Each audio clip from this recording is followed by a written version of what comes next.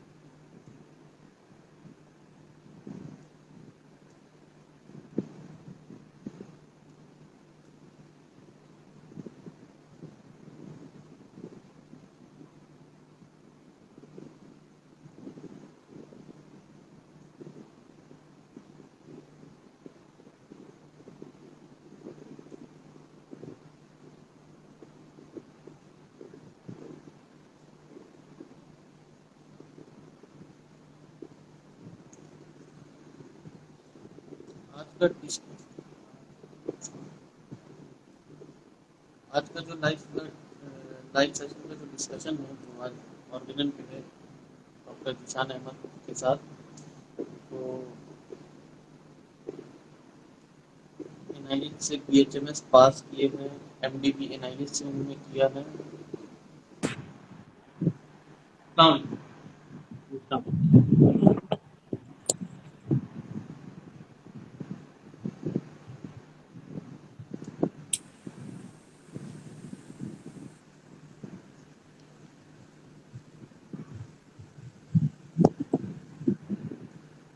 ऐसे ठीक है। हाँ।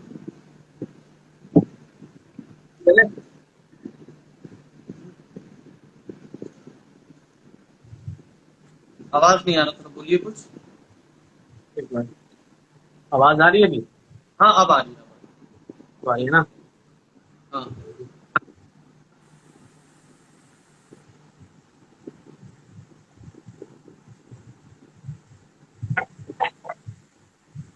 तो आज हम लोग डिस्कशन रखे ऑर्गेनल के ऊपर। आप ऑर्गेनल के मास्टर हैं तो सोचे कि डिस्कस। हाँ, आप अपने टाइम में अधिकारी सर से, पापा से, सुभाष सर से, इन लोग से एनआईएच में आप सीखे ऑर्गेनल। तो हम लोग पहले थोड़ा नॉर्मली स्टार्ट करते हैं जिस करके इसके ऑर्गेनल का शॉर्ट ही में हम लोग बात करते हैं। तो ऑर्डर सपेरे का मतलब क्या होता है, उसका क्या इम्पोर्टेंस है, इसके बारे में।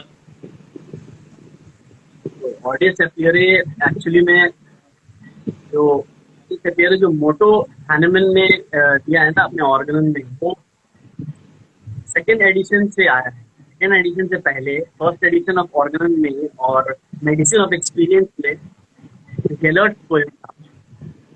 गेलर्ट्स पोएम जो हम लोग अगर ऑर्गेनल खोलोगे, अपेंडिक्स पोर्शन ना, अपेंडिक्स पोर्शन के स्टार्टिंग में एक इंट्रोडक्शन पार्ट है, वहां पर दिया हुआ है गेलर्ट्स पोएम पर बोलो। तो वो जो गेलर्ट्स पोएम था ना, वो पहले मोटो था हमारा। वो एज अ मोटो हैनमैन ने इन फर्स्ट एडिशन और इन मेडिसिन ऑफ एक्सपीरियंस में हैनमैन ने दिया था। सेकेंड एडिशन के हैनमैन ऑडियंस एपियरे का ये स्टार्ट किया। ऑडियंस एपियरे तो एक्चुअली हैनमैन को ये वर्ड मिला था जब वो हाई स्कूल में अपना जाते थे ना म्यूजियम, वहां पर ये मोटो था ऑडियंस एपियरे। तो डेयर टू बी वाइज, तो इसका मतलब होता है डेयर टू बी वाइज। कोई भी अगर आप कर रहे हैं, कोई भी अगर एक मिशन पे आप चले हैं, तो आपको मतलब डेयरिंग होना पड़ेगा, ठीक है। वीकनेस इसी तरह का अगर आपके अंदर हुआ तो फिर आप सक्सेस नहीं हो पाएंगे, ठीक है। आवाज आ रही है ना क्लियर? हाँ, थोड़ा मतलब कि स्लो साउंड है। स्लो साउंड है, मैं हेडफोन लगा लेता हूँ ऐसे।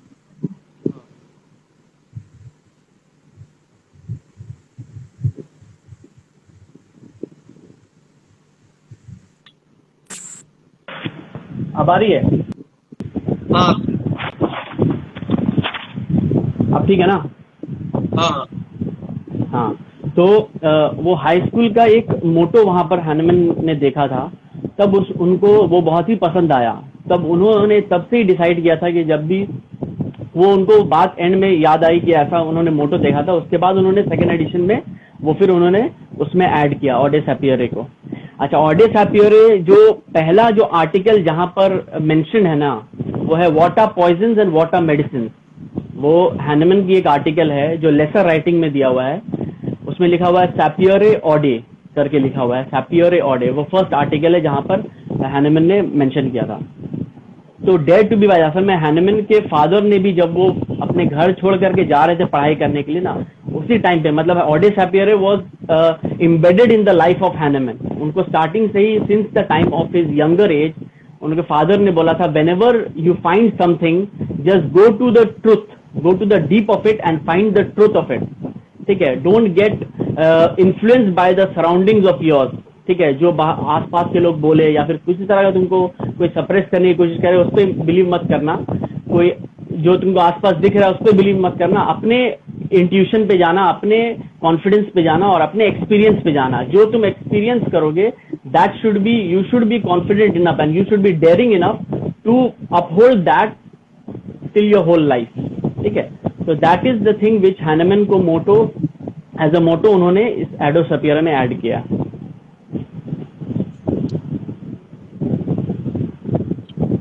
ठीक है,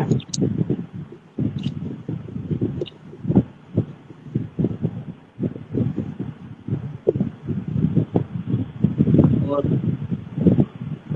जैसे अच्छा, अफोरिज्म 1 का फुटनोट का बारे में वन का फुटनोट एक्चुअली में थ्योरेटिक मेडिसिन, जो अगर जिस में बोले वन के फुटनोट को, तो वो थ्योरेटिक मेडिसिन बताता है कि Hahnemann actually by the time Hahnemann was also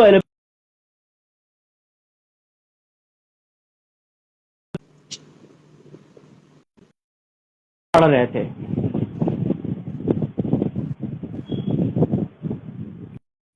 hello, ये बीच में स्लो हो गया था, आ रही है आवाज? हाँ, हाँ, तो Hahnemann was also trained in the same medicine in which his contemporaries was, लेकिन by the time Hahnemann came to in the main practical world, when he started to practice and when he saw those harsh treatment which was going on in his by his contemporaries in the medical world, he got so much frustrated कि उन्होंने, वो इतना ज्यादा frustration में थे ना कि वो translations के काम में ज्यादा ध्यान देने लगे। He was knowing 14 languages, so he was also very much good in translations of different books and all. तो उसका काम में वो ज्यादा ध्यान देने लगे। तो उसी दौरान जब 1790 में when he was translating Dr. Cullen's Mater Medica, okay, treatise on Mater Medica, then he saw this China जो एक्सपेरिमेंट जो हम लोग सब लोग जानते ही हैं वो चीज। ठीक है, so that while he saw ना, तो उनको एक आइडिया लगा। ठीक है, तो वो आइडिया जब उनको उसके पास आया तब उनका सारा फ्रस्ट्रेशन का जो है ये सॉल्यूशन मिला उनको, कि जो भी फ्रस्ट्रेशन से वो गुजर रहे थे ना, उन सारे फ्रस्ट्रेशन को कैसे वो सरपास करके एक नया सिस्टम ऑफ मेडिसिन वो सोचे स्टार्ट करने का, which was not that much harsh, which was not that much harmful to the patient, which he was seeing in the practice which his contemporary scholars were doing. So that time when he saw this, so when he got this chance to uplift a new system of medicine, to discover a new system of medicine that was based on similia similibus curantur, that means let likes be cured by likes. So that time उनको लगा, उनको ऐसा feel हुआ कि नहीं, अब जो सारे ये जितने भी सिस्टम ऑफ मेडिसिन जो प्रैक्टिस हो रहे थे उनके टाइम पे, दैट वाज टोटली बोगस। ठीक है, जिनका कोई मतलब नहीं था। तो उसी को हैनमन ने जब ये फर्स्ट जो एफोरिज्म उन्होंने लिखा ना इसमें, तो उसी में उन्होंने लिखा है द फिजिशियन करके उन्होंने लिखा है, the physicians high only mission is to cure the sick to health, to cure as it is termed. ठीक है, to restore the sick to health, to cure as it is termed. तो ये Hahnemann ने जब लिखा तो इन्होंने पहले बार में ही अनाउंस कर दिया पूरे वर्ल्ड में, मेडिकल वर्ल्ड में, कि आपका काम है to restore the sick to health. ठीक है, और इसके अलावा और कोई काम नहीं है। सिक को हेल्थ में to cure as it is termed, जैसे करना बनता है, जैसे करना चाहिए। ठीक है, और कैसे नहीं करना चाहिए वो उन्होंने हैनमन ने इस फुटनोट में बताना स्टार्ट किया है कि उनके टाइम पे जो डिफरेंट जो फिजिशियंस थे वो किस तरह से डिफरेंट स्पेकुलेशंस, एक बंदे का वो लोग ट्रीटमेंट कर रहे हैं तो ट्रीटमेंट के नाम पे they used to apply so much harmful procedures like leeching, venesection, setons, पता नहीं क्या क्या मेथड अप्लाई करते थे जिससे पेशेंट ठीक होने के बजाय और ज्यादा डिटेरियोरेट हो जाता था। तो उसमें होता क्या था, एग्जाम्पल के तौर पे देख लो, अगर मान लो पेशेंट फीवर से जूझ रहा है, ठीक है, तो उसमें वो लोग क्या करते थे, लीचेस डाल के ब्लड को निकलवा लेते थे। या कोई मान लो नी जॉइंट में पेन है या कहीं पर भी पेन, स्वेलिंग कहीं पर भी है, तो उनको लगता था these are all because of excess of blood. तो उन लोगों ने क्या करते थे, वो लीचेस को डाल देते थे, वेनिसेक्शंस करते थे जिससे ब्लड का सारा एक्सट्रैक्ट कर लेते थे। तो ब्लड भी तो एक वाइटल फ्लूइड है ना, तो उसको एक्सट्रैक्ट करने के बाद क्या होता था, पेशेंट वॉज कंप्लीटली सारा वाइटैलिटी खो देता था। Patient used to just lie down unconscious, ठीक है, कोई भी सेंसेशन कुछ नहीं रहता था पेशेंट में। तब वो लोग, ये सारे फिजिशियंस अपने कॉन्टेम्पोरेरीज को बोलते थे कि देखिए हमने क्योर कर दिया, जो पेशेंट अभी तक इतना रेस्टलेस था, दर्द में था, फीवर में था, उसको हम लोगों ने क्योर कर दिया है ये मेथड अप्लाई करके। और फिर डिफरेंट अपना अपना जो है एक्सप्लेनेशन उसको बताते थे। लेकिन क्या वो रियली में क्योर होता था? तो क्योर नहीं होता था ना। पेशेंट का तो वाइटलिटी इतना डिप्रेस कर देते थे वो लोग, जिस वजह से पेशेंट एक्सप्रेस ही नहीं कर पाता था। जब वाइटलिटी नहीं रहेगा तो पेशेंट एक्सप्रेस कैसे करेगा सिम्टम्स को? तो वो चीज वो लोग अप्लाई करते थे। बोगस एक्सप्लेनेशंस देते थे, जिसको हैनमन ने एक बहुत अच्छा लाइन वर्ड यूज किया है, जिसमें विच में sound very learned in the eyes of ignorant. मतलब जो इग्नोरेंट है, जिनको कुछ पता नहीं, जो ले मैन है, उनको कुछ पता नहीं है, तो उनके सामने में बहुत हाई फाई वर्ड्स ये लोग यूज करते थे, ऐसा किया हमने, वैसा किया, डिफरेंट थ्योरीज को गढ़ते थे। गढ़ने के बाद जो है उनके सामने में ऐसा स्टोरी डेवलप करते थे जो उनको लगता था नहीं, ये डॉक्टर साहब ने जो किया है वो बहुत अच्छा किया है। और इसी प्रोसीजर में अगर पेशेंट की डेथ हो जाती थी, तब वो लोग ये एक्सप्लेनेशन कर देते थे कि देखिए हमने तो बहुत जितना हो सकता था हमने वो तो किया, लेकिन और इससे ज्यादा नहीं हो सकता था, इसलिए पेशेंट जो है डेथ कर गया। So these were all the hype they used to create with bogus explanations. No proper principle was there which was being followed at the time of Hahnemann, जिसको इतना ज्यादा फ्रस्ट्रेशन हो गया था Hahnemann को, जिससे उन्होंने एक नया सिस्टम ऑफ मेडिसिन मतलब रिपेयर किया और प्रोपोगेट किया। उसके बाद जो पहला उनको जो अपॉर्चुनिटी मिला, जो मेन जो ऑर्गेनन के तौर पे, उसमें उन्होंने पहला ही एफोरिज्म के फुटनोट में उन्होंने पहले उनको ही कंडेम किया है कि आप लोग अभी तक जो प्रैक्टिस कर रहे हैं that is not the real thing, the thing is in the second third aphorism. इस तरह से हैनमन पे एक्सप्लेन कर रहे हैं कैसे होना चाहिए, है ना। अभी मतलब शॉर्ट में इतना अच्छा आपने एक्सप्लेन करके डिटेल को समझ में आ गया। वही चीज है वो, यही को इसी चीज को समझने की जरूरत है और क्या।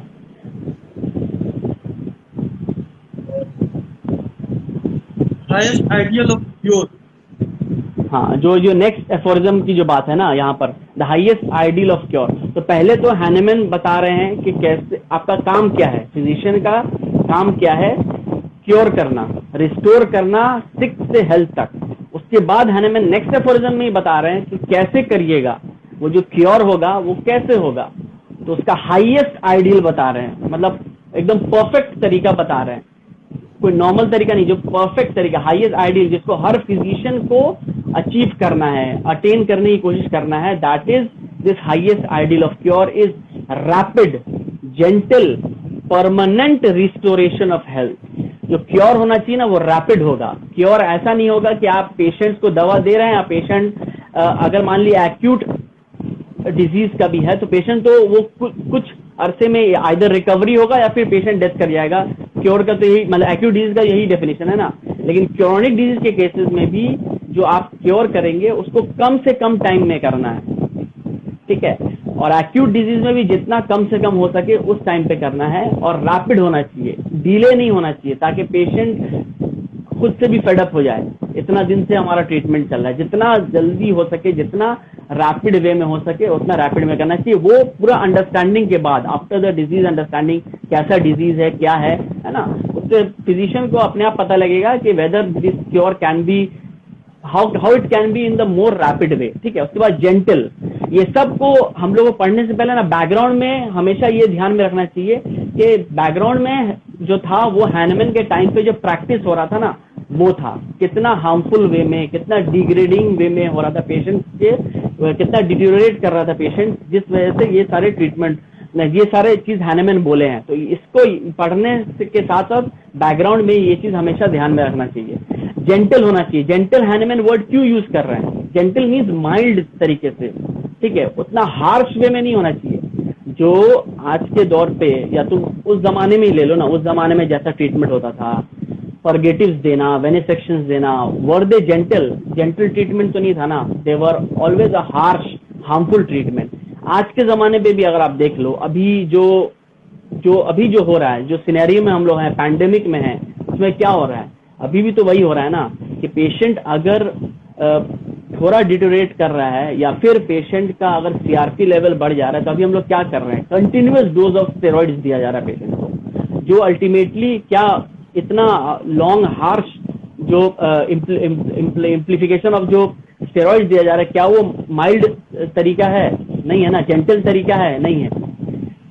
तो वो जेंटल कब होता है? जब आप होम्योपैथिक ट्रीटमेंट इसीलिए बेस्ट है कि हम लोग को वेट नहीं करना पड़ रहा है। कोविड-19 का आरटीपीसीआर टेस्ट होने के बाद अगर हम लोग ट्रीटमेंट स्टार्ट करें, उसका हम लोग को वेट नहीं करना है। जैसे पेशेंट का सिम्टम डेवलप हो रहा है, उसके साथ साथ ही हम लोग जो है ट्रीटमेंट स्टार्ट कर सकते हैं। इसलिए बहुत सारे पेशेंट वहां तक, उस लेवल तक पहुंच भी नहीं रहा है कि वो अल्टीमेटली जाके वायरल लोड उसका इतना बढ़ जाए कि वो आरटीपीसीआर रिपोर्ट में आ सके। इसलिए जो कॉमन जो एडवाइस पब्लिक को ये देना चाहिए कि जैसे आपको इनिशियल सिम्टम्स आए, तो आपको अगर होम्योपैथिक ट्रीटमेंट आप करना चाहते हैं तो होम्योपैथिक ट्रीटमेंट उसी वक्त कराइए। ऐसा नहीं है कि आपका वायरल लोड बढ़ गया हो, आप आराम से डायग्नोसिस करवा लें, उसके बाद आकर के आप ट्रीटमेंट कराएं। उसके बाद भी आके आप करा सकते हैं, होम्योपैथी बहुत अच्छे से हेल्प करेगा। लेकिन अगर आप इनिशियल स्टेज में ही अगर आप करवाएंगे तो आपको और ज्यादा हेल्प करेगा। तो इसी तरह से ये माइल्ड जेंटल का हैनमन ने कॉन्सेप्ट दिया कि जो ट्रीटमेंट आपका होना चाहिए, जो क्योर का मेथड होना चाहिए, वो जेंटल होना चाहिए। और क्या होना चाहिए? परमानेंट होना चाहिए। परमानेंट, ऐसा नहीं कि एक बार हो गया फिर दोबारा वो रिकर कर रहा है, दोबारा जो है पेशेंट उस पर सफर कर रहा है, कंटिन्यूस सफरिंग हो रहा है पेशेंट का। जो भी हो तो वो परमानेंट होना चाहिए और रिस्टोरेशन होना चाहिए, ठीक है, रिस्टोरेशन ऑफ द हेल्थ होना चाहिए, कंप्लीट रिस्टोरेशन होना चाहिए हेल्थ का।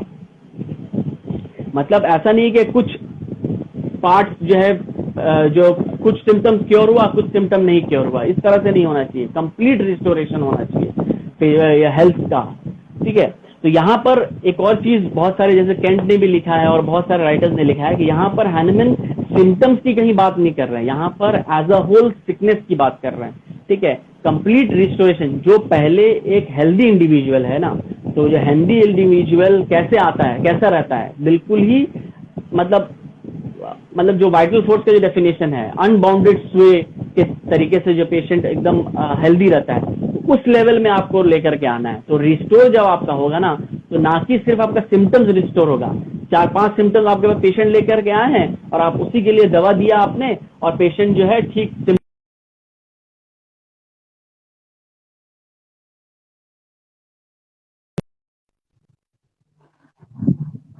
वो प्रॉपर तरीके से उसका रिस्टोरेशन हो, ठीक है।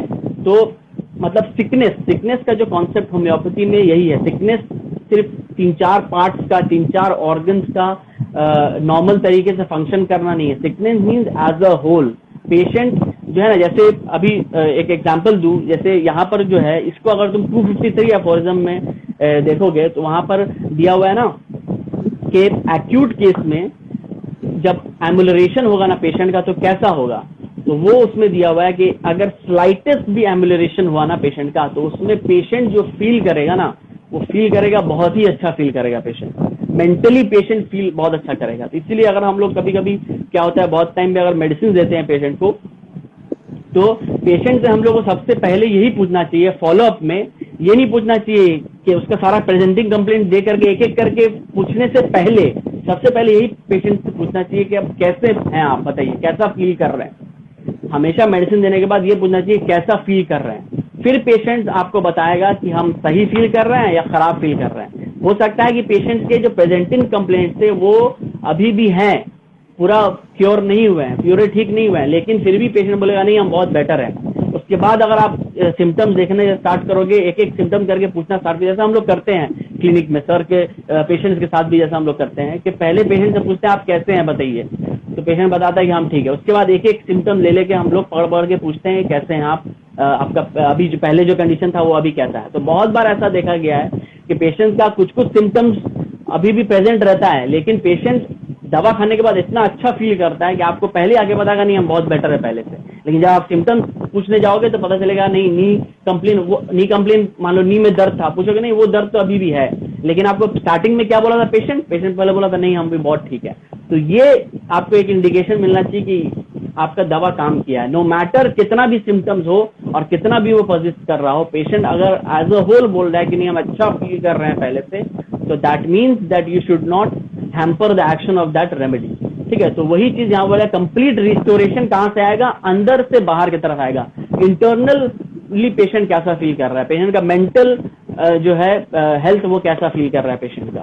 ठीक है, उसके बाद देखो क्या बोला, और removal and annihilation of the disease in his whole extent में एनिहिलेट करना है डिजीज को, ये है रैपिड क्योर का डेफिनेशन। इन द शॉर्टेस्ट, ये एक और कुछ एडजेक्टिव्स हैनेमन यहाँ पर लगाए हैं, इन द शॉर्टेस्ट मोस्ट रिलायबल, वो सारे मेथड्स को अप्लाई करना है जो रिलायबल हों। उस जमाने में जो मेथड्स अप्लाई करते थे वो रिलायबल नहीं होते थे, हर एक फिजिशियन हर एक पेशेंट के केस में एक नया थ्योरी अपना बनाते थे और नया थ्योरी एक्सप्लेन करते थे उस जमाने में। तो वो चीज जो है नहीं करना है हमको, एक मोस्ट रिलायबल में। वो रिलायबल कब होगा, जब एक फिक्स प्रिंसिपल पे बेस्ड होगा। वो फिक्स प्रिंसिपल क्या है, similia similibus curentur, let likes be treated by like, वो आपका सिमिलिया प्रिंसिपल है। ठीक है, जिसपे आपको बेस करके आपका ये करना है, ट्रीटमेंट करना है, जिस वजह से आपका वो मोस्ट रिलायबल होगा, मोस्ट रिलायबल वे होगा। And most harmless way, harmless way मतलब वही हैनेमन उसी को बैकग्राउंड में रख करके बोल रहे हैं कि उस जमाने में जो इतना हार्मफुल वे में था, उस तरह का हार्मफुल वे में ट्रीटमेंट नहीं करना है आपको, है ना। उसके बाद देखो क्या लिखा हुआ है, ऑन इजिली कॉम्प्रिहेंसिबल प्रिंसिपल्स, वो सारा प्रिंसिपल जो इजिली कॉम्प्रिहेंड कर सके आप, वो तरीका जो इजिली आप समझ सके, वो तरीका नहीं जो उस जमाने में जो सारे फिजिशियंस और सारे जो कंटेम्परेरी एलोपैथिक डॉक्टर्स थे उस जमाने में जो एक्सप्लेनेशन देते थे, वो ऐसा एक्सप्लेनेशन देते थे कि सारे इग्नोरेंट ले पर्सन्स को लगता था वाह क्या क्या बताया है उन्होंने, लेकिन वो होता कुछ नहीं था। सब जो है वर्ड्स, अनइंटेलिजिबल वर्ड्स था जो रैप किया जाता था डिफरेंट वर्डिंग्स के साथ, और जो कुछ समझ में नहीं आता था किसी को कि कैसे इन लोग ट्रीटमेंट कर रहे हैं। तो उस तरह का नहीं करना है, इजिली कॉम्प्रिहेंसिबल प्रिंसिपल।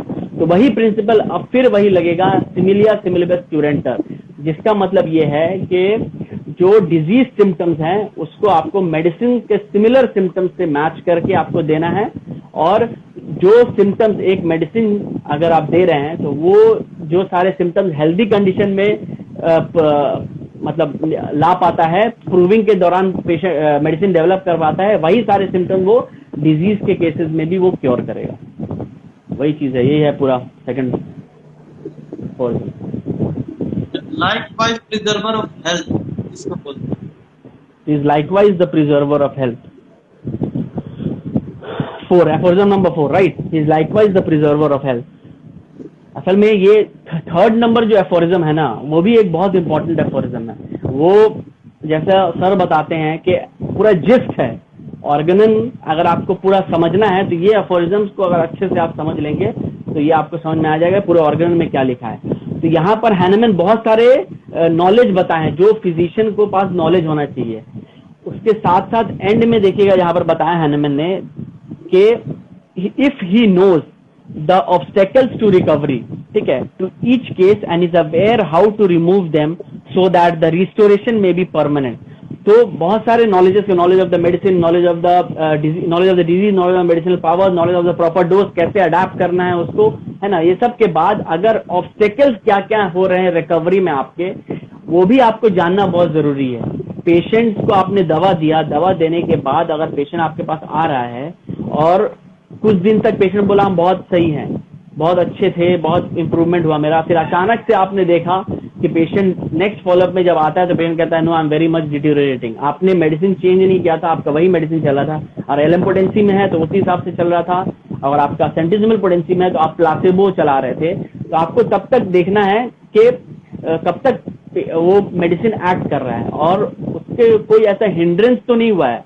वो कैसे पता चलेगा? उस टाइम पे आपको पहले मेडिसिन चेंज करने से पहले आपको ये ऑब्स्टेकल्स देख लेना चाहिए कि क्या पेशेंट के लाइफ में ऐसा कुछ तो नहीं हुआ है जिससे पेशेंट्स को जो है मेडिसिन का काम करने में कुछ हिंड्रेंस आया हो। वो मेंटल लेवल में भी हो सकता है, वो फिजिकल लेवल में भी हो सकता है। मेंटल लेवल में क्या हो सकता है? पेशेंट के फैमिली में किसी का डेथ हो गया, तो बहुत ऐसा मेंटल शॉक आ गया पेशेंट को, कंटिन्यूअस पेशेंट इंप्रूवमेंट कर रहा था, ये हिंड्रेंस आया बीच में, उसके बाद पेशेंट डिटेरियोरेट करना स्टार्ट कर गया। तो ये सब आपको जानना बहुत जरूरी है, ये आपको समझना बहुत जरूरी है, ऑब्स्टेकल जो आ रहा है। फिर उसके साथ साथ कोई ऐसा चीज तो पेशेंट नहीं खाना स्टार्ट कर दिया जिससे मेडिसिन के एक्शन में हिंड्रेंस हुआ है।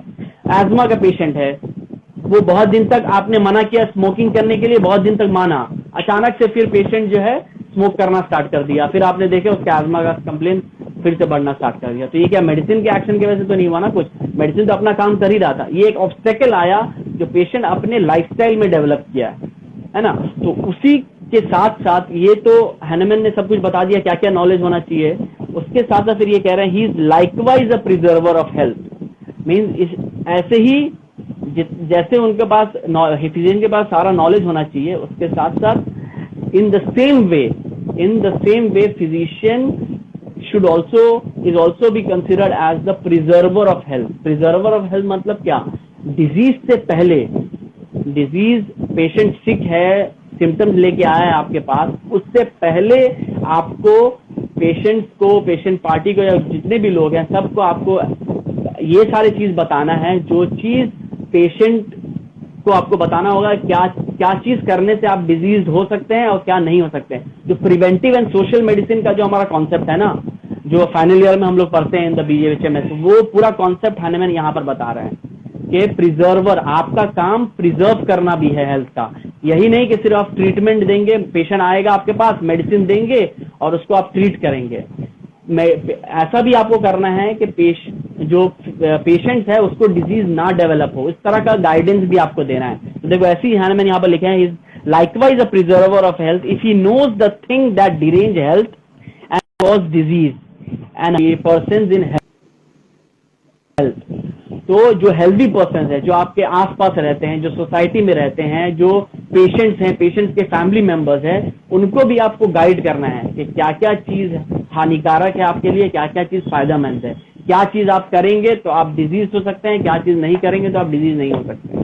ठीक है, तो ये काम भी एक फिजिशियन का ही है कि आपको एक पेशेंट को हेल्दी रखना, और मान लो ट्रीटमेंट के बाद भी उस पेशेंट को हेल्दी रखने का काम भी फिजिशियन का ही है कि वो हेल्दी कंटिन्यूअस रहे। उस तरह का पेशेंट को एडवाइस देना कि हाँ आप ये चीज करिए तो आपका जो डिजीज है वो दोबारा रिकर नहीं करेगा, या फिर इस तरह का और कोई घटना आपके साथ नहीं होगा जो फिर से आपका डिजीज को बढ़ा दे। Exciting cause and fundamental cause, जो एफोरिज्म नंबर 5 में जो है एक्साइटिंग कॉज के बारे में बोला है हैनमैन ने, और फंडामेंटल कॉज के बारे में बोला है। ये भी एफोरिज्म जो है ना, aphorism number 5 is very important. Why? Because ये एफोरिज्म जो है ना 4th एडिशन में सबसे पहले आया था, और concept of chronic disease, chronic miasm, ये भी सबसे पहले इसी एफोरिज्म में हैनमैन ने बताया। ठीक है, तो 4th एडिशन हमारा पब्लिश हुआ है 1829 में, और क्रॉनिक डिजीज पब्लिश हुआ है फर्स्ट एडिशन 1828 में। तो हैनमैन 12 साल अपना रिगरस एक्सपेरिमेंट्स के बाद उन्होंने डिस्कवर किया था अबाउट दिस क्रॉनिक मायज्म। तो वो डिस्कवर करने के बाद हैनमैन पहले क्रॉनिक डिजीज लिखते हैं 1828 में, उसके बाद फिर जो नेक्स्ट एडिशन ऑर्गेनन का आता है उसमें फिर ये एफोरिज्म को हैनमैन ऐड करते हैं, जिसमें हैनमैन बताते हैं कि जो एक्साइटिंग एक्यूट डिजीज है ना, उसके लिए सिर्फ एक्साइटिंग कॉज नहीं, यहाँ पर हैनमैन लिखे हैं मोस्ट प्रोबेबल एक्साइटिंग कॉज। ठीक है, जो एक्साइटिंग कॉज ऐसा कॉज है ना जो पेशेंट तुरंत कुछ दिन पहले पेशेंट कुछ ऐसा घटना घटा है जिसके बाद पेशेंट आपके पास एक्यूट डिजीज लेकर के आया है, तो हो सकता है कि सीरीज ऑफ कुछ इवेंट्स हुआ हो पेशेंट्स के लाइफ में, और वो सब आकर के पेशेंट आपको बताएगा, लेकिन फिर आपको उसमें से देखना पड़ेगा क्या मोस्ट प्रोबेबल हो सकता है, मोस्ट प्रोबेबल एक्साइटिंग कॉज। कभी भी आप एक स्टैंप नहीं लगा सकते किसी में, उसको आपको मोस्ट प्रोबेबल देख करके ही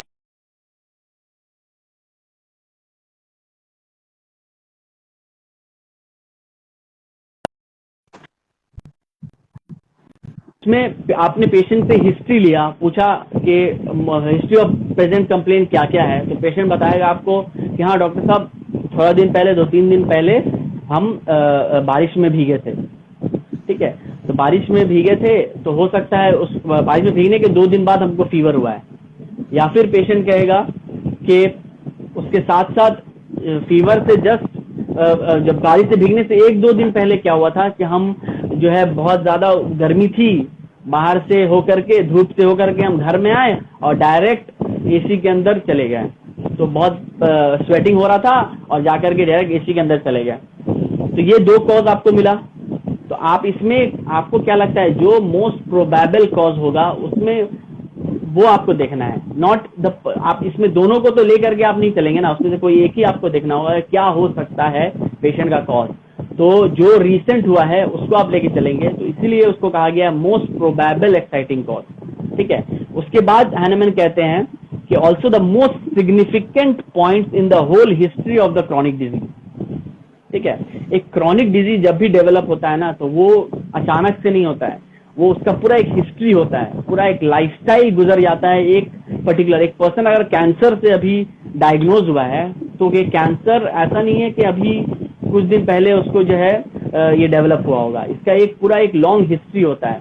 वो आपको पूरा एक हिस्ट्री लेना पड़ेगा, जिसको हम लोग एनामनेसिस भी कहते हैं जब हम लोग लेते हैं, है ना। तो वही मोस्ट सिग्निफिकेंट पॉइंट्स हम लोग पूछते हैं कि क्या क्या आपको सफर किए थे आप, और क्या क्या सिम्टम्स फिर डेवलप हुआ था, क्या क्या डिजीज से आप सफर किए थे, क्या क्या ट्रीटमेंट लिए, उसका कितना दिन तक ट्रीटमेंट लिए, ये सब हम लोग पूछते हैं। तो ये हम लोग क्या कंसिडर करते हैं, ये हम लोग देखते हैं कि क्या सिग्निफिकेंट पॉइंट हुआ है हिस्ट्री में। उसमें not only physical disease, mental any occurrence अगर हुआ है पेशेंट का कुछ, वो भी पूछते हैं। तो ये सारे पॉइंट्स को most significant points in the whole history of the chronic disease Hahnemann कह रहे हैं। उसके बाद क्या कह रहे हैं, to enable him to discover its fundamental cause. ठीक है, mostly due to a chronic miasm. तो क्रॉनिक डिजीज के का जो कॉज होगा वो 100% हमेशा ही फंडामेंटल कॉज के वजह से होगा, जो क्रॉनिक विच इज क्रॉनिक मायजम।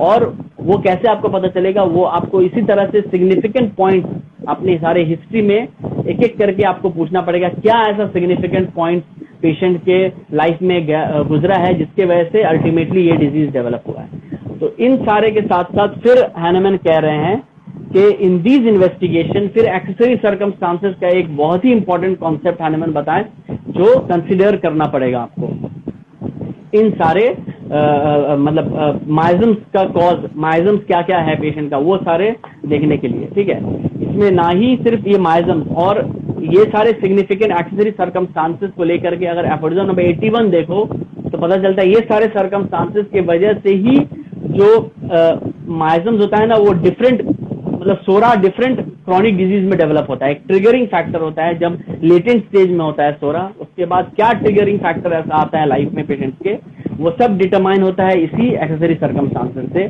जो इन सारे एक्सेसरी सर्कमस्टांसेस में अगर कुछ ऐसा मतलब डिटोरेटिंग हुआ है, कुछ ऐसा डैमेजिंग हुआ है जो फिर ट्रिगर करता है उसको चेंज करने में into different innumerable chronic disease. ठीक है, तो इसी तरह से इसमें सारे डिफरेंट एक्सेसरी सर्कमस्टांसेस हैनमन ने मेंशन किए हैं। उसमें सारे बहुत सिग्निफिकेंट पॉइंट्स है। Ascertainable physical constitution of the patient है, ठीक है, फिर हिज मॉरल इंटेलेक्चुअल कैरेक्टर है, his occupation, mode of living and habit, his social and domestic relation, his age, sexual function, ये सारे हैं। तो एक एक पॉइंट का ही अलग अलग सिग्निफिकेंस है। जैसे असर्टेनेबल फिजिकल कॉन्स्टिट्यूशन, आदमी का जो फिजिकल कॉन्स्टिट्यूशन होता है ना उससे भी बहुत बार डिटरमाइन होता है कि क्या सारे मेडिसिन आएंगे पेशेंट के। ठीक है, कोई पेशेंट लंबा है, कोई पेशेंट थिन है, कोई पेशेंट टॉल है, कोई पेशेंट फेयर है, कोई पेशेंट डार्क है। तो इस तरह से बहुत सारे जो है फिजिकल कॉन्स्टिट्यूशन होते हैं पेशेंट्स के जो हम लोग को भाई कई बार हेल्प करते हैं in prescription of the medicine, in diagnosing और इन इंडिविजुअलाइजिंग द पेशेंट, है ना। उसके बाद है मॉरल एंड इंटेलेक्चुअल कैरेक्टर। तो मॉरल और इंटेलेक्चुअल कैरेक्टर जो है वो आदमी का मॉरली कब डिग्रेड होता है, पेशेंट मॉरली कब ऐसा सिग्निफिकेंट पॉइंट होता है जब उसके हिस्ट्री में अगर कोई ऐसा मेंटल शॉक डेवलप हुआ है या कुछ ऐसा हिस्ट्री में गुजरा है उनके लाइफ में जिसको इतना ज्यादा उनका इफेक्ट पड़ा है कि वो मॉरली पेशेंट डिस्टर्ब हो गया है। ठीक है, पहले कुछ और मॉरल्स रखता था, ऐसा धोखा हुआ उनके लाइफ में जिसके बाद पेशेंट का पूरा ही पर्सपेक्टिव चेंज हो गया, इंटेलेक्ट पूरा चेंज हो गया, पेशेंट का थिंकिंग पूरा चेंज हो गया, है ना। तो वो सारे सिग्निफिकेंट पॉइंट्स को भी देखना चाहिए हमेशा। फिर जो दूसरा है वो है हिज ऑक्यूपेशन। बहुत बार ऑक्यूपेशन से रिलेटेड भी बहुत सारे डिजीज डेवलप होते हैं। बहुत सारे पेशेंट, जैसे सबसे कॉमन डिजीज बता रहा हूँ, वेरिकोज वेन्स जो है वो वेरिकोज वेन्स और वेरिकोज अल्सर जो है वो बहुत सारे जो ट्रैफिक पुलिस जो ऑफिसर्स होते हैं वो जो बहुत देर तक जिनको खड़े रहना पड़ता है ना, लॉन्ग स्टैंडिंग जो उनका जो जॉब है वो लॉन्ग स्टैंडिंग आवर्स का है, उसमें जो है वो अगर बहुत देर तक खड़े रहते हैं तब जो है उनको ये सारी चीज डेवलप होता है। जैसे बार्बर, बहुत बार बार्बर जो है बहुत देर तक खड़े रह करके उन लोग जो है काम करते हैं, तो उनको भी ज्यादा चांसेस होता है ये डेवलप करने का। प्लस ये सारे चीज जो है ना, ये एक्सेसरी सर्कमस्टांसेस अगर आप दूसरे अफॉर्जन में पढ़े 98 में, 208, 252 में, तो उसमें बताया गया कि ये एक्सेसरी सर्कमस्टांसेस ना ही सिर्फ डिजीज डेवलप करने में प्लस उसको मेंटेन करने में भी जो है इसका बहुत सिग्निफिकेंट फैक्टर होता है। तो उस हिसाब से फिर आपको जब देखेंगे कि डिजीज जो है मेंटेन कर रहा है, पेशेंट जल्दी ठीक नहीं हो रहा है after giving proper medicine also, तब आपको फिर इसी एक्सेसरी सर्कमस्टांसेस में जा करके पता करना चाहिए कि इसमें ऐसा कोई सिग्निफिकेंट तो नहीं था जिसके वजह से पेशेंट जो है अभी डिटोरेट कर रहा है। समझ रहे हो? जैसे mode of living and habits, बहुत बार डैम्प एरिया में पेशेंट लोग रहते हैं, ऐसा बहुत कॉमन है। डैम्प जो जगह में रहते हैं पेशेंट, है ना, हिली एरियाज में रहते हैं, वो डिफरेंट डिजीज से सफर करते हैं। डैम्प एरियाज में जो रहते हैं वो डिफरेंट डिजीज से सफर करते हैं, है ना। सोशल एंड डोमेस्टिक रिलेशन बहुत जरूरी है। सोशली पेशेंट का कैसा रिलेशन है, क्या पेशेंट बहुत ज्यादा किसी प्रेशर में है, फैमिली मेंबर्स के प्रेशर में है, रिलेटिव्स के प्रेशर में है कि परफॉर्म करना है। मान लो पेशेंट आफ्टर स्टडिंग ऑल्सो वो सक्सेस नहीं हो पाया, तो घर वालों का इतना प्रेशर है कि why you not getting a proper job, परिवार रिलेटिव का प्रेशर है कि इसको जॉब क्यों नहीं मिल रहा है, कि रिलेटिव से नहीं मिल पा रहा है वो। तो ये सोशल रिलेशन भी जो है ना आदमी का बहुत मायने रखता है। फिर आपका डोमेस्टिक रिलेशन भी घर वाला आ गया सारे घर में, और सोशली अपने फ्रेंड सर्कल में, मोहल्ले वाले में, रिलेटिव्स में, ठीक है, ये सारा बहुत इंपॉर्टेंट होता है। हिज एज, बहुत सारे डिजीज देखना जो यंगर एज में प्रेवेलेंट होते हैं, बहुत सारे डिजीज है जो अडल्ट एज में प्रेवेलेंट होते हैं, ओल्ड एज में प्रेवेलेंट होते हैं, है ना। जैसे ऑस्टियोआर्थराइटिस हुआ, है ना, बहुत सारे lung disease, cancer, coronary artery disease, ये सब ज्यादा ओल्डर एजेस में देखा जाता है, मिडिल एजेस में 45 ईयर्स के अबव में देखा जाता है ना। तो इस तरह से अल्जाइमर्स डिजीज जो होता है, अल्जाइमर्स डिजीज मोस्टली जो होते हैं, पार्किंसंस डिजीज, ये सारे ओल्डर एजेस में देखा जाता है। यंग एजेस में जो तुम्हारा चिकन पॉक्स हुआ, मीजल्स हुआ, एक माउथ एंड फुट डिजीज होता है, वो सारे बच्चों के केसेस में देखा जाता है। वायरल फ्लूज जो होते हैं, रूमेटिक फीवर जो होता है, वो सारे बच्चों के केसेस में देखा जाता है। ठीक है, तो ये सारे एज भी इसलिए बहुत इंपॉर्टेंट फैक्टर होता है किसी भी पेशेंट को समझने के लिए कि क्या उसका डिजीज है, क्या उसका एनवायरमेंट है, क्या डिजीज से पेशेंट सफर कर सकता है। Sexual function is also very important. Basic instinct में जो सर बताते हैं हमेशा कि बेसिक इंस्टिंक्ट में एक बात आती है जो है फूड, शेल्टर और ये सेक्सुअल फंक्शन बहुत ज्यादा इंपॉर्टेंट है। अगर इसमें कुछ डिटेरियोरेशन होता है तो पेशेंट का पूरा as a whole patient suffer करता है, पेशेंट मेंटली हेल्दी नहीं रहता है।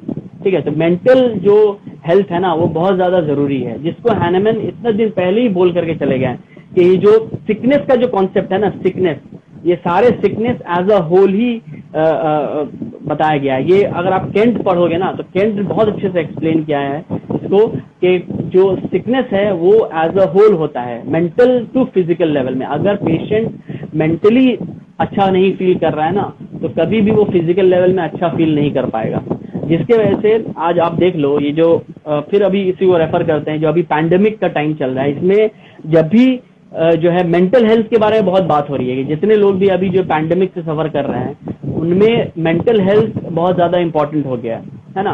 जो जैसे बच्चों के केसेस में जो ADHD के पेशेंट थे, जो ऑटिज्म के बच्चे हैं ना, उन लोग को भी बहुत ज्यादा ये हार्म कर रहा है कि बच्चे हमेशा घर में रह रहे हैं। जो ऑटिज्म के पेशेंट्स हैं उनके लिए हमेशा एक केयर की जरूरत पड़ती है, एक ट्रेनर की जरूरत पड़ती है, तो वो ट्रेनर नहीं मिल पा रहा उनको, क्योंकि बच्चों को अभी पूरा एक मतलब क्या रेस्ट्रिक्टेड एनवायरनमेंट में रहना पड़ रहा है। तो जिस वजह से ये ऑटिज्म के जितने सारे पेशेंट्स हैं ना, बहुत सारे आर्टिकल्स अभी आए हैं जिसमें देखा गया है कि ऑटिज्म के पेशेंट बहुत ज्यादा ही सफर कर रहे हैं ये पैंडेमिक के टाइम पे, ये लॉकडाउन की वजह से, पैंडेमिक की वजह से, ठीक है। फिर जो कोरोना के जो पेशेंट्स हैं, जो कोविड पॉजिटिव हो जा रहे हैं, उनमें सबसे ज्यादा इंपॉर्टेंट यही कहा जाता है कि आप मेंटली स्ट्रांग रहिए, मेंटली फिट रहिए, क्योंकि अगर आप मेंटली पेशेंट अगर स्ट्रांग नहीं रहेगा तो फिजिकली पेशेंट अच्छा कभी नहीं फील करेगा। देखना, जैसे पेशेंट अगर बहुत बार ऐसा सुनने में आया है अभी के इसमें ही कि जैसे पेशेंट डायग्नोज हुआ, RT-PCR रिपोर्ट पॉजिटिव आया है, पेशेंट कोलैप्स कर गया, बेहोश हो गया। ये सुन करके इस तरह का भी ऑरा बना हुआ है न्यूज से, अपने सोशल मीडिया से, कि बस आपको कोरोना पॉजिटिव हुआ, आप डिटोरेट कर गए। जिस वजह से क्या होता है, अगर मेंटली पेशेंट स्ट्रांग नहीं रहेगा तो उसका ऑक्सीजन लेवल फॉल करना स्टार्ट कर जाता है। तो that is also very important, ठीक है। तो उसके साथ साथ सेक्सुअल फंक्शन और एटसेट्रा, तो एटसेट्रा में यहाँ पर हैनमन एक स्पेस दे दिए हैं कि यहाँ पर आप जितना चाहे उतना जो है सोशल और जो पेशेंट के सराउंडिंग का जो एनवायरनमेंट है वो आप ऐड कर सकते हैं, ठीक है। डाइट है, क्लोथिंग है ना, वो सारे चीजेस भी आप इसमें ऐड कर सकते हैं, जिसका जगह यहाँ पर हैनमन छोड़ दिए, ठीक है। और आरकम तुम भी कुछ बताओ हम। जैसे कि केस टेकिंग का पार्ट जैसे बोलते हैं 104 तक केस टेकिंग का पार्ट होता है, तो ये नहीं है ऐसा। जो लोग का ये माइंड पीते हैं केस टेकिंग अगर पढ़ना है तो 83 अफोरिज्म तक 4 अफोरिज्म तक पढ़ लो तो मतलब केस टेकिंग का पार्ट। तो यहाँ तो ये सब चीज अगर एक एक हम लोग पकड़ के अगर नहीं चलेंगे तब तक पूरा केस का हम लोग प्रॉपर नहीं ले पाएंगे। बिल्कुल नहीं ऐसे होगा। हाँ, तो वही बोले, ये एक्सपीरियंस सर्कमस्टांसेस एक तरह का पार्ट होती है केस टेकिंग का। बिल्कुल पार्ट। जैसे कि ऑक्यूपेशन वाला बात बोले, जो आदमी लोग ये सब कंसीडर पेशेंट को बहुत पूछते ही नहीं है। आदमी सिर्फ नॉर्मल हाँ क्या कंप्लेन है, क्या है जेनेटिक हो, तो काम का कितना बड़ा फैक्टर होता है ये नहीं। बहुत सा आदमी लोग को जैसे कि सर्वाइकल प्रॉब्लम हो गया, ये बोन का मतलब कि अगर अर्थराइटिस का प्रॉब्लम हो गया, कमर का बोन का डिसलोकेशन हो गया, तो ये सब चीज का जितना होता है तो हम लोग को सबसे पहले कंसीडर ऑक्यूपेशन काम क्या करते हैं। अरे मेरा तो ऑफिस में सर्विस है, करना क्या पड़ता है, 15 घंटा बैठ के हमको कंप्यूटर में काम। तो कंटिन्यूड लॉन्ग रूरल एरियाज में अगर देखेंगे, रूरल एरिया में देखते हैं ना, तो रूरल एरिया में देखना, बंगाल के बहुत सारे रूरल एरिया में वो बीड़ी बाइंडिंग का काम होता है, जिसमें बीड़ी बाइंडर्स लोग होते हैं, जो बीड़ी जो बनाते हैं ना, वो लोग कभी कंटिन्यूअसली बैठ करके झुक करके काम करना पड़ता है। तो उन लोग में सर्वाइकल स्पॉन्डिलोसिस बहुत ही प्रिवेलेंट होता है। तो ये सर्वाइकल स्पॉन्डिलोसिस की बात बोले ना, तो ये बीड़ी बाइंडर्स में जो लोग सिलाई का काम करते हैं, जो स्टिचिंग करते हैं, जो टेलर्स लोग होते हैं, उन लोग में बहुत ज्यादा ये प्रिवेलेंट होता है सर्वाइकल स्पॉन्डिलोसिस। यही मतलब कि कितना अच्छा बात है यहाँ पे कि मतलब कि हैनमन ने 7 पॉइंट इस पे दे दिया है। तो ये 7 पॉइंट को भी आपको अपने केस टेकिंग में चाहे मिले या ना मिले आपको कंसीडर हमेशा करना पड़ेगा। बिल्कुल तभी एट द एंड आप कोई ना कोई रिजल्ट पे जाके पहुंचिएगा। तो सिर्फ केस टेकिंग खाली प्रेजेंट कंप्लेन, जर्नलिटीज और खाली पास हिस्ट्री, फैमिली हिस्ट्री से काम नहीं चलेगा। अगर जैसे कि पेशेंट है, आप दवा दे रहे, एकदम ठीक हुआ, नॉर्मल आया, नहीं ठीक है, उनको खा रहे थे, सब कुछ ठीक था, कोई ऐसा बात नहीं है, अब दवा खाली बढ़ा दीजिए, नहीं पूछिए इस इन्वायरमेंट में उनका कोई प्रॉब्लम हुआ है, सोशली या फिर डोमेस्टिक उनका कोई ऐसा बात हुआ है, कुछ हर्ट हुए हैं, कुछ ऐसा बुरा लगा है जो इंटरनली फील बहुत बुरा लगा है। तो ये सब सारा चीज को आदमी को कवर करना पड़ेगा। बिल्कुल आदमी रैंडमली इसको नहीं कर सकता। इसमें हर एक पार्ट में मतलब कि एज, जैसे एज के इम्पोर्टेंस क्या है कि अब नॉर्मली 12 साल 13 साल के बच्चे को अगर चिकन पॉक्स हो रहा है तो हम नॉर्मली, 40 साल के बच्चे को अगर चिकन पॉक्स हो गया तो ये तो मेरे लिए 40 साल आदमी को हो गया तो ये तो कॉमन नहीं है, ये तो अनकॉमन। तो हर चीज एज का भी कितना इम्पोर्टेंस है। बिल्कुल। तो ये सब मतलब कि इतना एक्सेसरी सर्कमस्टांसेस इतना अच्छा पार्ट है कि मतलब ये समझ लिया है पूरा होल केस टेकिंग का पूरा जिस्ट आपको दे दिया है। बिल्कुल दे दिया। और ये ना ही सिर्फ फर्स्ट केस टेकिंग में, जो जो इसका दूसरा जो एफोरिज्म है ना, जहाँ पर एक्सेसरी सर्कमस्टांस मेंशन जैसे 94 है, 208, 252 में, वहां पर जाओगे तो वो फॉलोअप के टाइम पे भी आपको पूछना है कि क्या आपका, आप मान लो हो सकता है कि आप नहीं पूछे कि हाँ आपका घर कैसा है, हो सकता है बहुत बार आप ऑक्यूपेशन पूछ ले, हो सकता है आप नहीं पूछे कि हाँ आपके घर के आसपास क्या पॉन्ड का एरिया है, क्या पानी वानी जम जाता है क्या। तो बहुत बार आपको जो है आपको पता चला कि पेशेंट का एस्मा का केस था, आप बहुत बार हो सकता है नहीं पूछे आप फर्स्ट केस टेकिंग में, फिर आपको फॉलोअप में भी ये पूछना है। देख रहे हैं आपके दवा देने के बाद भी आपका पेशेंट जो है कुछ दिन तक बेटर था, लेकिन फिर बेटर नहीं, मतलब इम्प्रूवमेंट और नहीं हो रहा है, तो उसमें आपको फिर फॉलोअप में भी देखना है कि क्या कोई ऐसा चीज है जो मेंटेन कर रहा है। जैसे मान लो एस्मा का ही पेशेंट है, एस्मा का पेशेंट को आप सब कुछ अच्छे से प्रिस्क्राइब किए, मेडिसिन दे दिए, उसके बाद पता चला बाद में कि हाँ पेशेंट कुछ दिन तक तो स्मोकिंग करता था, छोड़ दिया था, लेकिन अब जो फिर से स्टार्ट कर दिए। तो ये सारा चीज को भी माइंड में लेकर के चलना पड़ेगा आपको। इसलिए होलिस्टिक कॉन्सेप्ट तो इसीलिए है ना कि आपको हर चीज, नॉट ओनली पेशेंट पार्टी से लेकर के आपको खुद अपना ऑब्जर्वेशन और ये सारे पेशेंट का एनवायरनमेंट में भी जो है लेकर के आपको देखना पड़ेगा। एक शेर अगर जंगल में है तो शेर सिर्फ इंडिविजुअली आप नहीं देख सकते, शेर का पूरा आपको टेरिटरी देखना होगा, है ना। जंगल में जो उसका टेरिटरी होता है वो पूरा देखना पड़ेगा। उसी तरह से एक पेशेंट है, उसको आपको जो है उसके पूरा एनवायरनमेंट में देखना होगा, कैसे एनवायरनमेंट में रह रहा है, कैसे एनवायरनमेंट में उसका जो है उठना बैठना है, उसका डेली लाइफ, मतलब हैबिट्स एंड हॉबीज जो हम लोग केस टेकिंग का एक पार्ट है, वो क्यों है, हैबिट्स एंड हॉबीज होता है ना, पर्सनल हिस्ट्री में पूछते हैं, डाइट क्या कैसा है, रेगुलर डाइट लेता है, इरेगुलर लेता है, हैबिट्स एंड हॉबीज क्या है, वो हैबिट्स एंड हॉबीज से ही आपको बहुत सारा चीज पता चल जाएगा। Since morning till night patient क्या क्या करता है उसी से आपको पता चल जाएगा, किसके साथ उसका उठना बैठना है, कैसा क्या काम करता है, कहाँ रहता है, वो कहाँ ज्यादा टाइम बिताता है, उससे बहुत सारे चीज पता चल जाते हैं जो आप पहले से ही आप पेशेंट को गाइड कर सकते हैं। वो बोलेगा कि हाँ हमको थोड़ा एडिक्शन का प्रॉब्लम है, हम सिगरेट स्मोक करते हैं, हम अल्कोहलिक हैं, तो वो सारे चीज को आपको पेशेंट को पहले से ही आपको गाइड करना है। पेशेंट जो चीज हम लोग जो केस टेकिंग जो सर जो सीखे हैं, क्या बोल रहे हो, इससे पहले जैसे आपने वही बताया कि ऑब्स्टिकल टू रिकवरी क्या है, तो वही एक पार्ट हो जाएगा, वही पार्ट है, बिल्कुल वही पार्ट है। हाँ, तो ऑब्स्टिकल्स टू रिकवरी भी इसी तरह से जो है ये सारे चीज को कंसिडर करना है, पेशेंट के एनवायरनमेंट को कंसिडर करना है। कोई ऐसा चीज तो नहीं है हुआ है पेशेंट के लाइफ में जो उनका बहुत ज्यादा इफेक्ट किया है, जो मेरा मेडिसिन जो हम दे रहे थे अभी तक इतना अच्छा काम कर रहा था, has stopped working from now onward, है ना।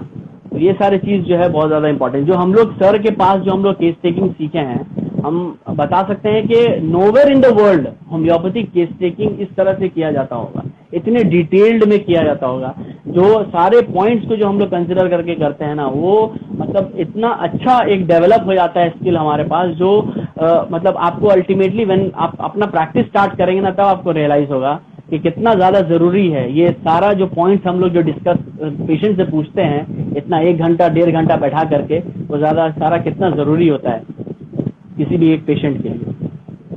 ये जब तक ऑर्गेनिन स्ट्रांग नहीं होगा, ऑर्गेनिन का मतलब कि पूरा क्लियरेंस नहीं होगा, वो तब तक केस टेकिंग में वो बिल्कुल, जब तक ऑर्गेनन पे आपको कॉन्फिडेंस रखना पड़ेगा, ऑर्गन आपको अच्छे से पढ़ना पड़ेगा।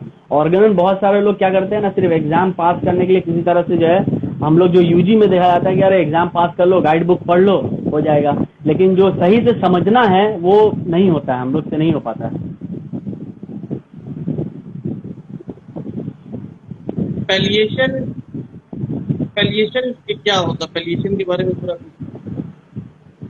पैलिएशन जो पैलिएशन किस केसेस में होता है, हम कैसे समझेंगे कि केस मतलब पैलिएटिव है या फिर क्यूरेटिव है, ये क्या कैसे हम समझ पाएंगे।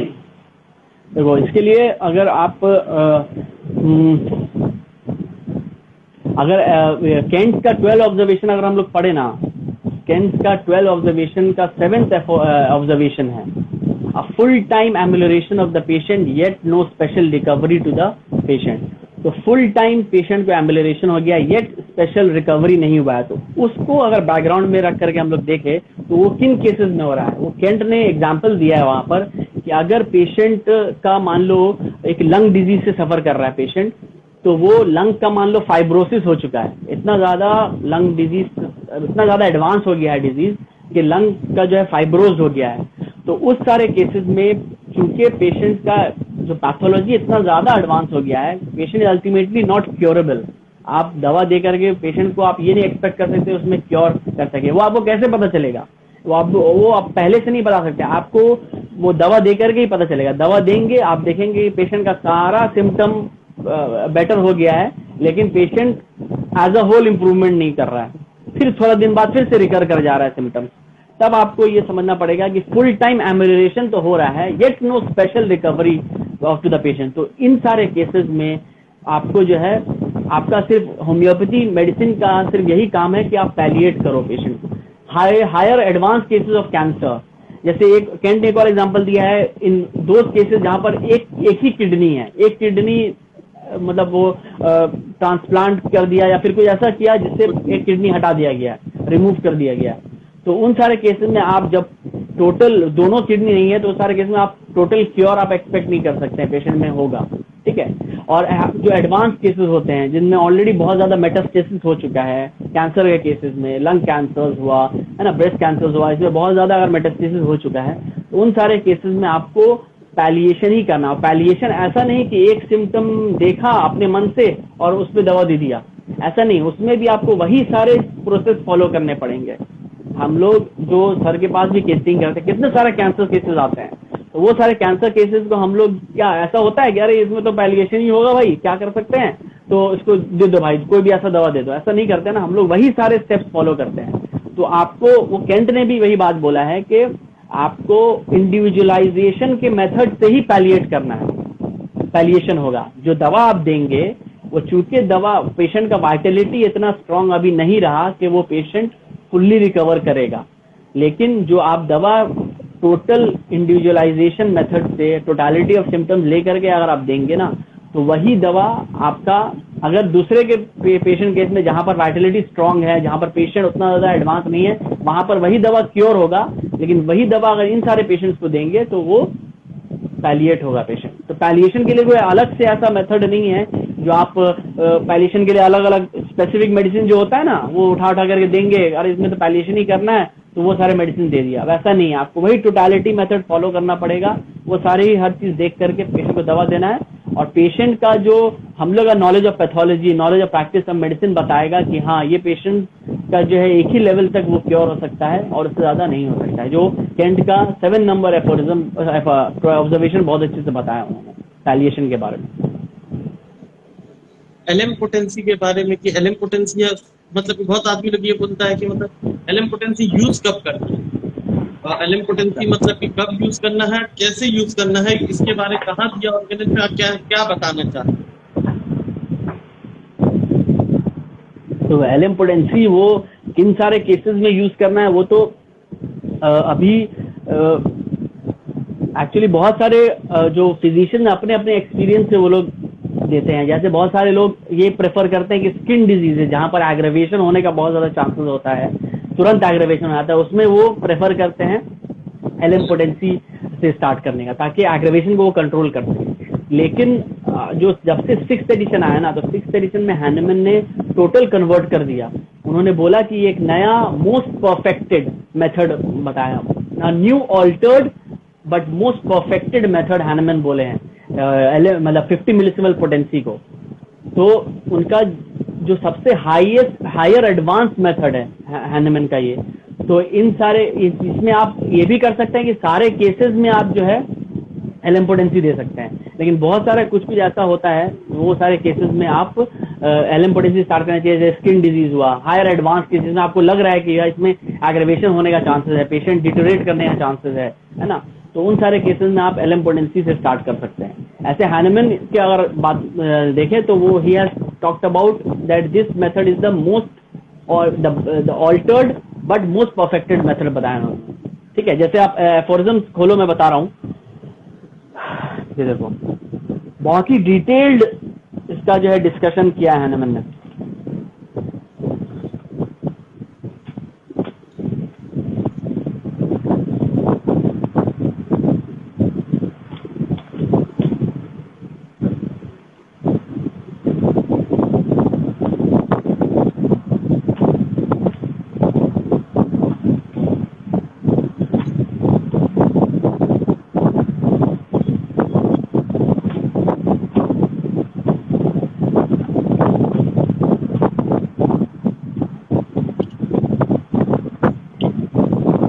जैसे फॉर्जन नंबर 246 246 का अगर हम लोग 6th एडिशन का फुटनोट देखें, 246 के 6th एडिशन के फुटनोट में देखें तो यहाँ पर देखो एक थर्ड ब्रैकेट के अंदर ना Hahnemann has mention about this, third bracket सबसे नीचे की तरफ है ना, नीचे की तरफ देखो यहाँ पर हैनमन लिखा है, but during the last 4 or 5 years however all these difficulties are wholly solve. कौन सा डिफिकल्टीज?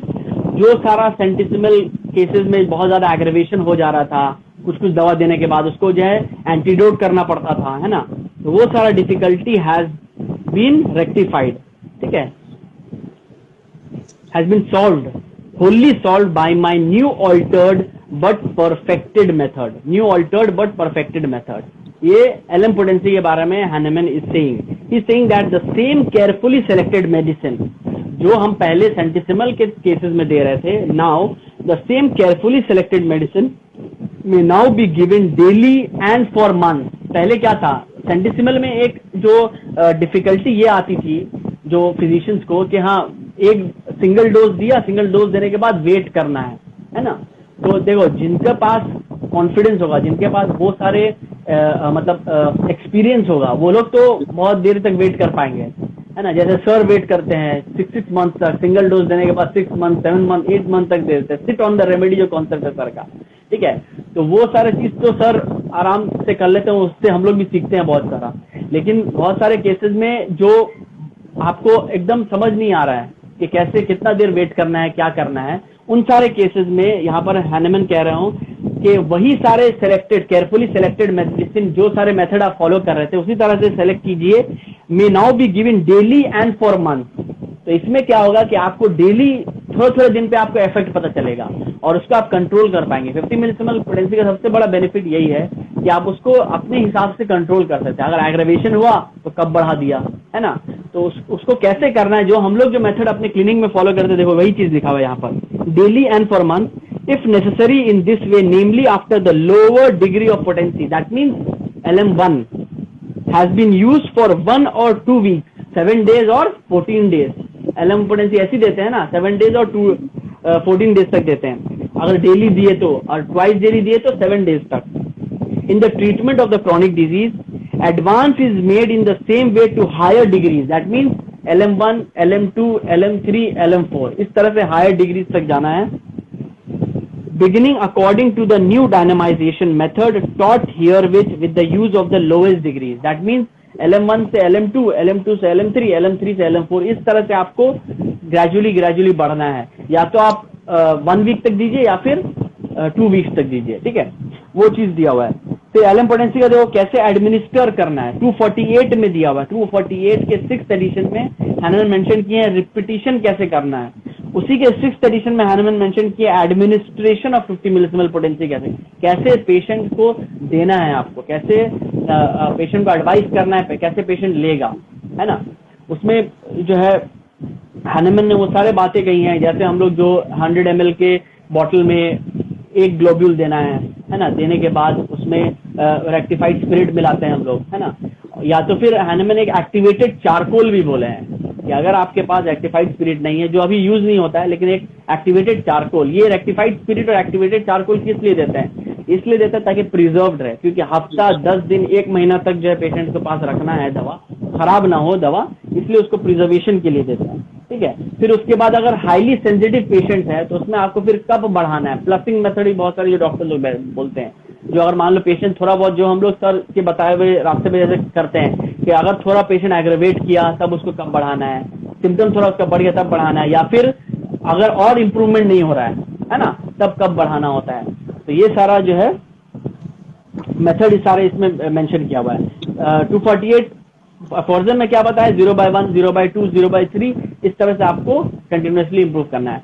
तो बहुत सारे जो है फिजिशियंस जो है टोटली कन्वर्ट हो जाते हैं, कोई कोई सिर्फ LM पोटेंसी देते हैं, कोई कोई दोनों मेथड को फॉलो करते हैं। तो आइडियल मेथड है ना, जो आपको जज करना पड़ेगा कि कौन से केसेस में आपको सेंटिसिमल पोटेंसी देना है, कौन से केसेस में आपको LM पोटेंसी देना है, समझ रहे हो। वो एक्सपीरियंस जैसे जैसे बढ़ेगा हम लोग को और आइडिया आते हैं कि कौन से केसेस में देना है, कौन से केसेस में नहीं देना है। अभी जो फिलहाल है वो मोस्टली जिसमें प्रॉपर जो है, अगर मतलब टोटल जो है बहुत सारे कैरेक्टरिस्टिक सिम्टम्स अगर मिल जाते हैं तो उन सारे केसेस में हम लोग हायर पोटेंसी से स्टार्ट करते हैं, जैसे 200 1M से डायरेक्टली स्टार्ट करते हैं। बहुत सारे केसेस में ऐसा लगता है कि नहीं कुछ सारा एडवांस पैथोलॉजी है, स्किन डिजीज का कंप्लेन है ना, कोई ऐसा स्किन डिजीज कंप्लेन, तो उसमें LM पोटेंसी से ही सेफ होता है स्टार्ट करना।